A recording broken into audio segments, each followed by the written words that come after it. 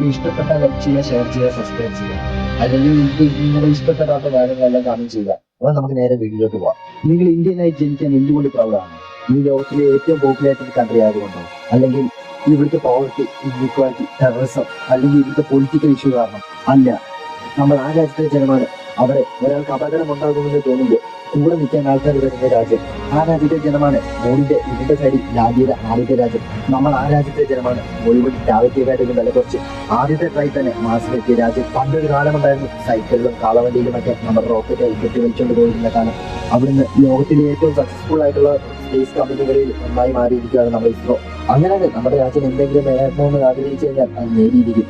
നമ്മൾ ആ രാജ്യത്തെ ജനമാണ്. അവിടെ ഗെയിംസ് എന്ന് പറഞ്ഞാൽ ഭ്രാന്താണ്, നട്ടാണ്. ക്രിക്കറ്റ് ISL ഉണ്ടെന്ന് പറഞ്ഞു കഴിഞ്ഞാൽ ഉറക്കം വലിച്ച് കുത്തിയിരുന്ന് കൂട്ടുകാരുമായി തർക്കിച്ച് അങ്ങോട്ടും ഇങ്ങോട്ടും അടിവിട്ട് നിന്റെ ടീം ജയിക്കും, എന്റെ ടീം ജയിക്കും എന്നൊക്കെ പറഞ്ഞ് നമ്മൾ ഒരുപാട് രാത്രികൾ ഇരുന്നിട്ടുണ്ട്. അങ്ങനെ പറഞ്ഞപ്പോഴാണ് ഇന്ത്യയാണ് കബഡിയിൽ എല്ലാ ഗോൾഡ് മെഡലും വാരിക്കൂട്ടിയത്. അത് ഇന്ത്യയുടെ അത്രയും ക്രിക്കറ്റിന്റെ വേൾഡ് റെക്കോർഡ് വേറെ രാജ്യങ്ങൾക്ക് ആർക്കും നേടാൻ പറ്റത്തില്ല.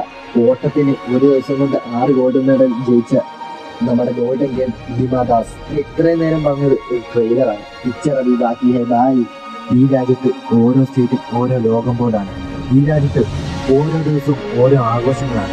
ഈ രാജ്യത്തെ ഏറ്റവും എഴുതപ്പെട്ട പല ഗ്രന്ഥമുള്ളത് ഋഗ്വേദ്.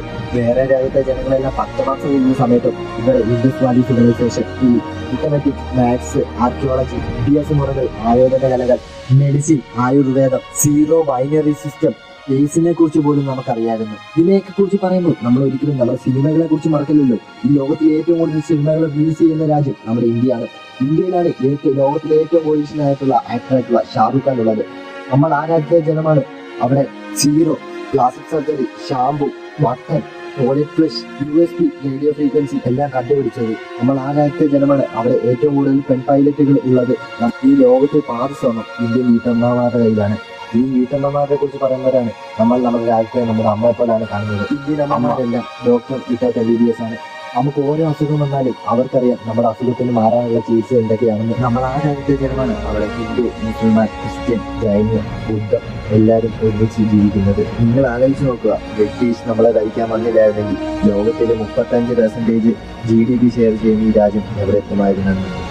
നമ്മൾ ആ രാജ്യത്തെ ജനമാണ്. ഈ ലോകത്തിലെ ഏറ്റവും വലിയ സ്റ്റാച്യു ഓഫ് യൂണിറ്റി നമ്മൾ ആ രാജ്യത്തെ ജനമാണ്. അവിടെ ലോകത്തിലെ ഏറ്റവും ഉയരം കൂടിയ ക്രിക്കറ്റ് ഗ്രൗണ്ട് ഉള്ളത്, ലോകത്തിലെ ഏറ്റവും വലിയ സ്കൂളുള്ളത്, ആന്റി ഗ്രാവിറ്റി ഹില്ലുള്ളത്, ലോകത്തിലെ ഏറ്റവും കൂടുതൽ ടൈഗർ റിസർവ് ഉള്ളത്, ലോകത്തിലെ ഏറ്റവും പഴക്കം കൂടിയ സിറ്റിയാണുള്ളത്, ലോകത്തിലെ ആദ്യത്തെ ഫ്ലോട്ടിംഗ് പോസ്റ്റ് ഓഫീസ് ഉള്ളത്, ലോകത്തിലെ ആദ്യത്തെ ട്രെയിൻ ഹോസ്പിറ്റൽ ഉള്ളത്, ലോകത്തിലെ ഉയരം കൂടിയ ബ്രിഡ്ജ് ഉള്ളത്, ഈ ലോകത്തിലെ ഏറ്റവും വില കുറഞ്ഞ കാറുള്ളത്.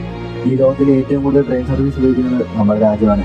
ഇവിടുത്തെ ട്രെയിൻ സർവീസ് ഉപയോഗിക്കുന്ന ജനങ്ങളുടെ എണ്ണം എടുത്തു കഴിഞ്ഞാൽ അതിൽ ഓസ്ട്രേലിയയിലെ പോപ്പുലേഷൻ അത്രയാണ്. നമ്മൾ ആ രാജ്യത്തെ ജനമാണ്. അവിടെ ഭൂമിയിലാണ് ദൈവങ്ങൾ നിൽക്കുന്നത്.